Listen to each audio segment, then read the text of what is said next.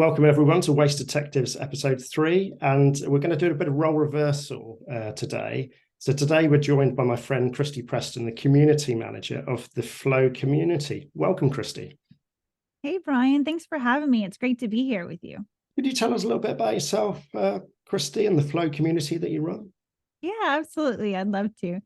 So I'm located here in Atlanta, Georgia with my family and our little dog Scout. And professionally, I am the community manager for the Flow Framework community. And for your audience, if you're not familiar with the Flow Framework, it's about finding ways to bring our members together to discuss big overarching concepts of flow, and more importantly, engaging in conversations around what does good flow look like. And so the Flow Framework was first introduced in Dr. Mik Kersten's book, Project to Product, and has since been adopted by IT leaders to bridge that gap between technologists and business leaders. And so it's all explained in detail in Project to Product. And so if anyone's interested in grabbing that book as well, I think your audience would find it highly interesting and helpful in their ways of working. And so the Flow Framework provides the methodology and the vocabulary to systematically relieve the bottlenecks that are slowing down software delivery, which I'm sure you're very familiar with, and how those impact business results, right? So we discuss all those types of principles and methods and techniques and flow metrics in the Flow Framework community, and it's a real joy to be there. So. Yeah, and I've attended some of those Flow community sessions, and they are absolutely fantastic. And talking about Mik Kersten's book, I actually have a copy here.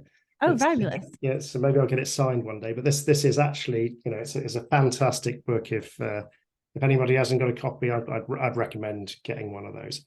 Yeah. So we're flipping it around today. So normally I ask my guests some questions, but you're going to be asking me the questions. Why did you decide to interview me today on my own podcast? What about that?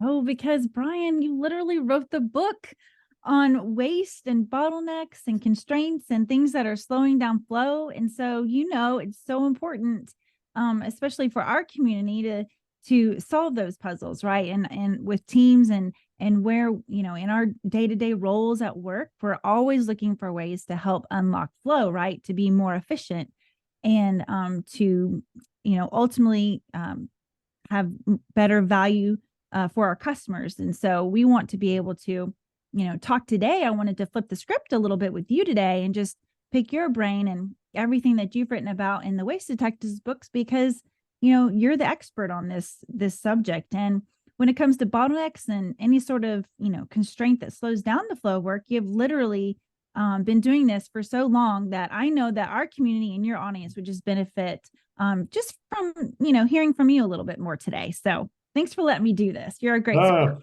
Sounds wonderful. Shall we go for it then? Let's okay, yeah. Let's move some questions then. Come on. Perfect. Okay, let's think. Okay, so we'll start from the start. So Brian, how long have you been in software delivery industry? Oh, software industry. Well, I've been in the software industry over 25 years now. Five years of that was in a product company, and then six, 7 years or so in a software house, and then 10 years of freelance. And the last period has been a mixture of finance and defense. So it's a bit of a mixed bag, really. But I've been in the industry, a fair amount of time now. I think I'm called seasoned. I think they describe the term now. Seasoned is probably a polite way of saying a long time. That's wonderful. Well, I'd call you an expert on this subject matter, and I just appreciate all your insights, and it's very valuable to be able to speak with you today about this subject. So question number 2, here we go. What are some of the challenges when it comes to waste that teams face when trying to identify and then fix these waste issues? Yeah, that's a great question, actually. So with the Waste Detectives method, the teams pick it up, and it's about capturing the knowledge, capturing the data. But I've not seen any team that's been able to do it straight away. So it's the first, sometimes second sets of data when the knowledge that they get through isn't good enough to act on. What they're able to see is the team members are capturing the data, but the person who actually wants to make the change or do the intervention doesn't have sufficient knowledge to allow them to make that interventions. But what it does do, it allows that team to go back and say, hey, it's not quite ready, the data's not good enough, let's work through that. Other sort of areas that I've seen is you get a good set of data, you want to make a change, but then there's a non-belief. So it's trying to get those in the work to believe the data, to be able to influence a change maybe slightly bigger than outside the team's boundaries. But once you've got the knowledge, you can start having that conversation with those individuals, because the data allows you to sort of, like, you can't run from the data. So the data allows you to empower to have that conversation, and eventually you get there. But you don't always get that. It's just occasionally. Yeah, that's really good. Okay, so can you share some examples of successful efforts to reduce software delivery waste and the impact it's had on organizations? I'm sure in the end, there's some stories you can share about, how it saved an organization lots of money, maybe even. Yeah, definitely. So not able to quantify the pound notes or dollars, US dollars, you would say. But an area that, it's one of the waste detective teams that were using the method. They found 5,000 days of delay of work not flowing within a year within a collection of teams. And then they analysed and sensed that data using the methods and techniques in the book. And as they went through that, they could see 1,000 days of that delay was down to one capability constraint not being available, which is 20% of their work. So, across the waste work that they'd found. And then they took that data forward, they worked with the leaders, and then they were able to get the funding in place and said, right, we're going to make an intervention. They could see it was stopping the work getting delivered. And they said, right, we're going to fund that capability, we're going to hire that resource, we're going to put that resource into that area. As soon as they did that, the waste disappeared from that area. So not the whole 5,000, but that 1,000 that they were getting from that period disappeared. Flow rate increased 30 to 50%. And the team actually then felt, wow, we found some data and we've been able to generate our own fix. So how often do OD changes happen when based on the back of your own data? It's a very rare event. So it's and then once you've made it happen once, it's, then how do you start just repeating the hamster wheel to make that go again, so you can make some more changes? It's amazing. We always talk about those quick wins, and it's so nice when you can see a team come together and, all be on the same page and then just go for it. So that's awesome. And then to be able to scale from there, like you say, it's just, that's so huge. So that's great. And then how can an organization, when it comes to balancing the need for speed and agility, right? So we're always trying to, have fast flow, but at the same time, stay, in the realm of being able to, have those experiments. And sometimes it means going slow in order to go fast in the end, right? So how can organizations balance the need for speed and agility with the goal of reducing the waste? Because I know to identify it, right, sometimes it takes, like you say, the experimentation and the hypothesis and looking for those slowdowns and collecting the data. Yeah, it's really interesting. So the balancing act, it really is a balancing act, because if you're in a scenario where you had to deliver this product, even if the engine's running slowly or the system's running slowly, but you can't take your foot off the gas to make an improvement at that point, you just have to live with it. But then if you've got something that's materially happening all the time, that is sapping your capacity. And if your competitors aren't doing that, you're continually having your capacity sapped. So the way I like to phrase it is where leaders have two roles. One role is to deliver product as fast as they can. And the second role is to improve the area that they're working in. So it's trying to encourage the leaders to say, you're not a leader now that just delivers. You're not a team now that just delivers. You're a leader and a team that improves. And trying to introduce two measurement levels. Well, how are you improving? as well as how are you delivering value, and asking the two different questions equally.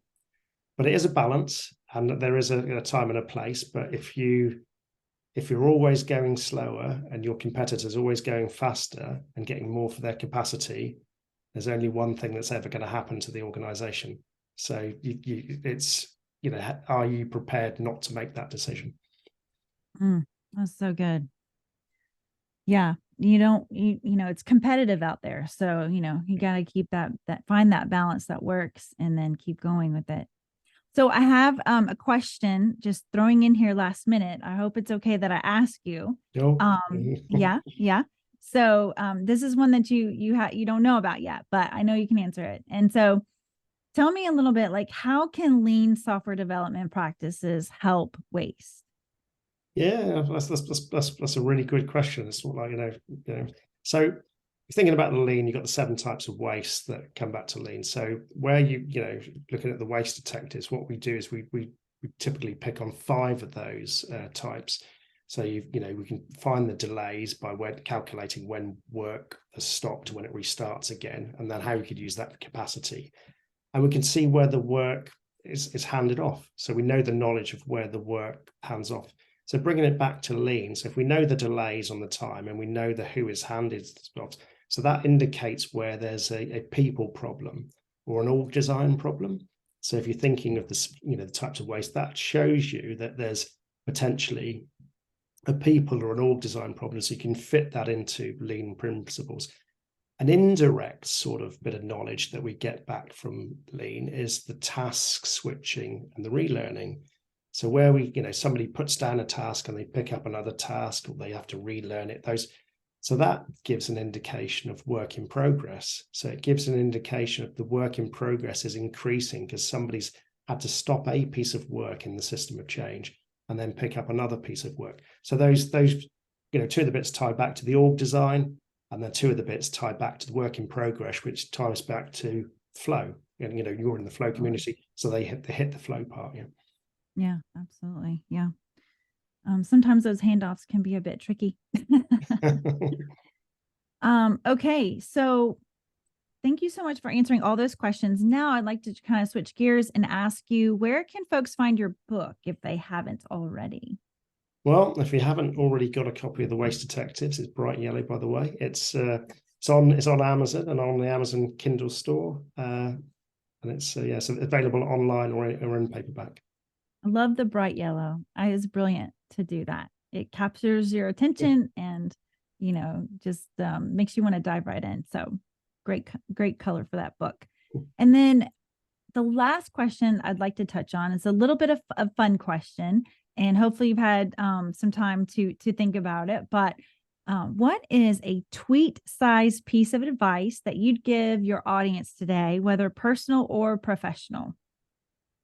Yeah, so tweet size piece of work. So I always think the hardest thing to do in life is to start. But if you really want to do something, once you've made a start, you're on that journey. But when you are starting, know where you want to go. So ask yourself that question: what do I want? Where's the goal? And then when you are starting, maybe ask yourself another point. So is this thing helping me get to that end goal? And if not, why are you doing it? That's so good. That's great for professional and for personal life. For sure. That's a great place to end. I really appreciate your time today, Brian. Thanks for letting me come on and have a little bit of fun and put you on the hot seat in your own podcast. Well, yeah, definitely put me on asking me the questions. Yeah, it's better to be the other way around. Yeah, it's great to have you on, Kristie Presten, Community Lead Manager at Planview. Thank you very much, Kristie, for being on today. Yes, thank you.